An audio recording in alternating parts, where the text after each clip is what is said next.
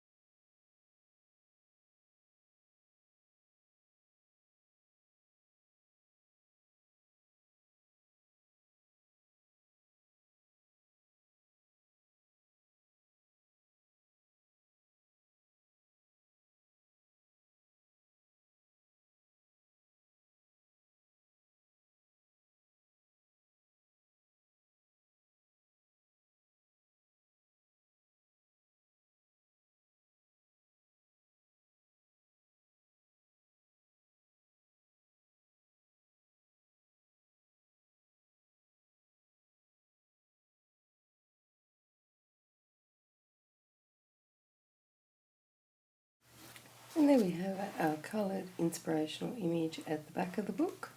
And that's the end of Dazzling Dogs. I hope you enjoyed this colouring book review, and until next time, happy colouring.